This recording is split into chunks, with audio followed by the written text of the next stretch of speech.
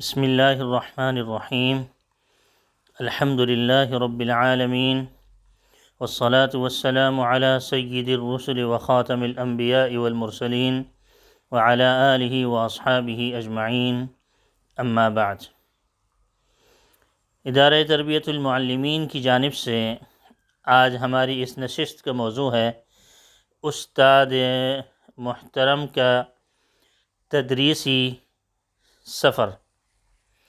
استاد محترم کا اساتذہ کرام کا تدریسی سفر،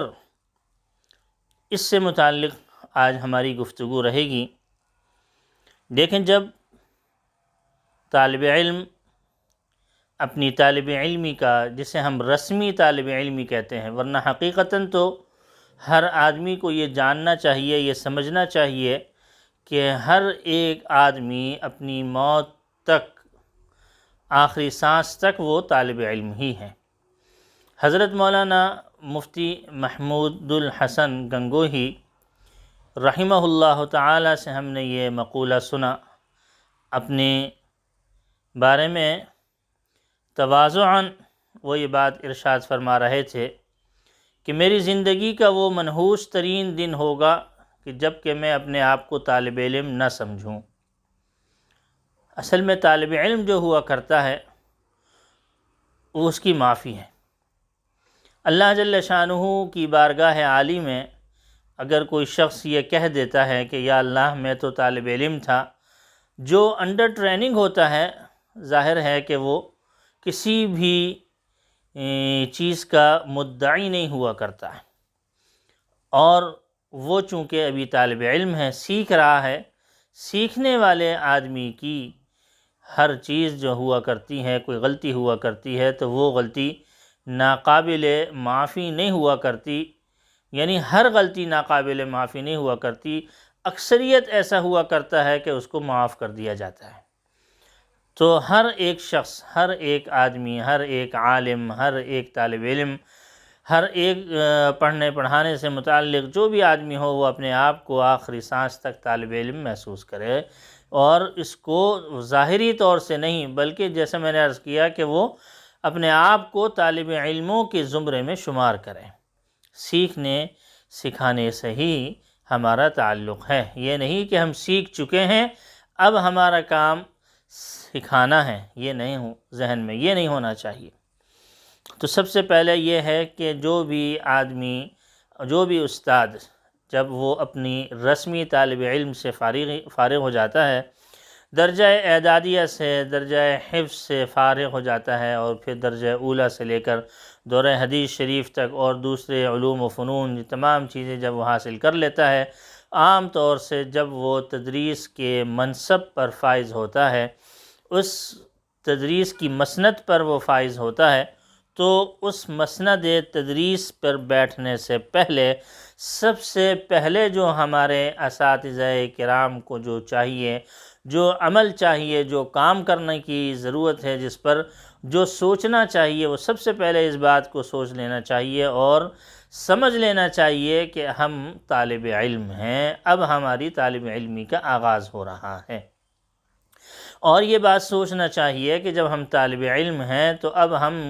جو کچھ پڑھا تھا وہ ہمارا متن تھا، جو کچھ پڑھا تھا وہ ہمیں اراءۃ الطریق تھی، یعنی راستہ دکھایا گیا تھا۔ اب اس راستے پر کیسے چلنا ہے اور کس طریقے سے علم دین کے اندر رسوخ حاصل کرنا ہے کہ تعلیمی لحاظ سے بھی، تربیتی لحاظ سے بھی، علمی لحاظ سے بھی اور عملی لحاظ سے، ہر لحاظ سے میں ایک جو ہے وہ سیکھنے والا بن جاؤں، اور لوگوں کو اس کا تکرار اور اس کا صحیح معنوں میں اس کا ناقل بن جاؤں، صحیح معنوں میں یہ چیز میرے اندر بھی آ جائے اور میرے اور دوست احباب اور دوسرے بھائیوں میں بھی آ جائے، اس چیز کا ذہن رکھ کر مسند تدریس پر بیٹھنا چاہیے۔ اور پھر دوسرا عمل وہ ہے، وہ یہ کام کرنا چاہیے کہ حضور پاک صلی اللہ تعالی علیہ وسلم اس دنیا میں معلم بنا کر بھیجے گئے تھے۔ ہمارے لیے بھی یہی حکم ہے کہ ہم چونکہ ظاہری طور سے، صورتاً ظاہری طور سے اور صورتاً ہمارا بھی وہی ایک عمل ہے کہ اب ہم بھی اسی سلسلے کو آگے بڑھا رہے ہیں، تو وہ اوصاف پیدا کرنے کی ضرورت ہے۔ علمی لحاظ سے تو ہم اپنے آپ کو طالب علم سمجھ رہے ہیں، جو ظاہری الفاظ ہیں ان کو ہم منتقل کر رہے ہیں، اپنے اندر لے رہے ہیں اور آگے منتقل کر رہے ہیں، اور پھر وہ اوصاف ماشاءاللہ اوصاف حمیدہ جو ایک رسول علیہ السلام کے لیے ہونے چاہیے، ان کے نائبین کے لیے، ان کے وارثین کے لیے ہونا چاہیے، تو سب سے پہلے اس چیز کو بھی ذہن میں رکھ کر اس مسند تدریس پر بیٹھنا چاہیے۔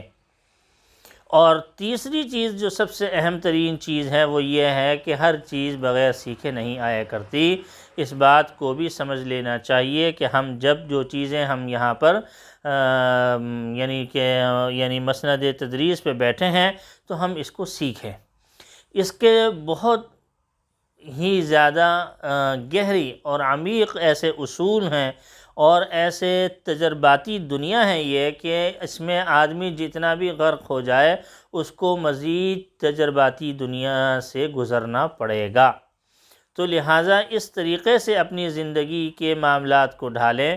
کہ ساتھ ساتھ سیکھتے بھی رہیں اور ساتھ ساتھ وہ علوم دوسروں کی طرف منتقل بھی کرتے رہیں کہ کیسے پڑھنا ہے اور کیسے پڑھانا ہے۔ دیکھیں اس سلسلے میں سب سے اہم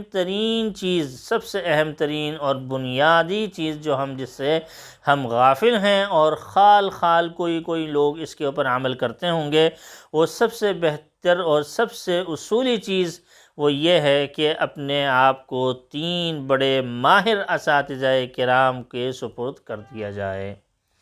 کہ یہ اپنے آپ کو یہ دیکھ لیا جائے کہ میں اگر پڑھاؤں، میں اگر مسند تدریس پہ بیٹھوں تو سب سے پہلے اس بات کو بنیادی طور پر سمجھ لینا چاہیے کہ میں اپنے 3 بڑے ماہر اساتذہ کو بطور رہنما، بطور مشیر اور ہر لحاظ سے میں اپنے آپ کو ان کے سپرد کر رہا ہوں۔ وہ اساتذہ ہیں جو میرے لیے بہترین مربی ہیں، میرے لیے بہترین مشیر کی حیثیت رکھتے ہیں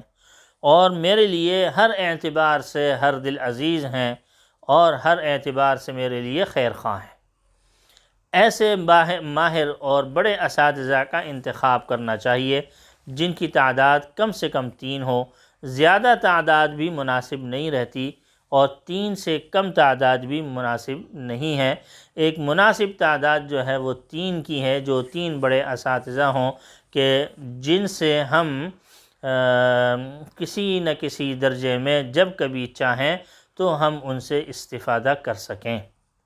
بعض اوقات ایسے بڑے بڑے اساتذہ کا انتخاب کر لیا جاتا ہے کہ جن سے استفادہ کرنے کے لیے بہت بڑی لائن ہوتی ہے، بہت بڑا وقت لینا پڑتا ہے اور کئی دن کی یعنی انتظار کے بعد پھر نوبت آتی ہے، تو ایسے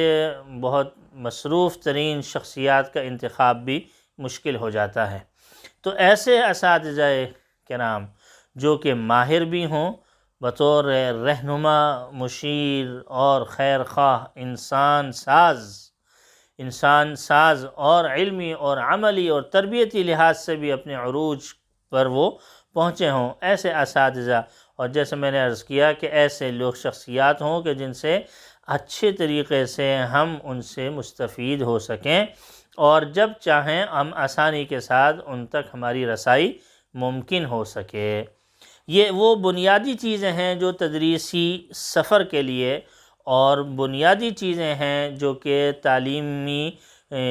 اور مسند تدریس پہ اور اس عظیم عہدے کو سنبھالتے وقت ان تمام چیزوں کا، ان بنیادی تمام چیزوں کا اہتمام کرنا چاہیے، اس بارے میں غور و خوض کرنا چاہیے اور ان تمام چیزوں پر عمل پیرا ہونا چاہیے،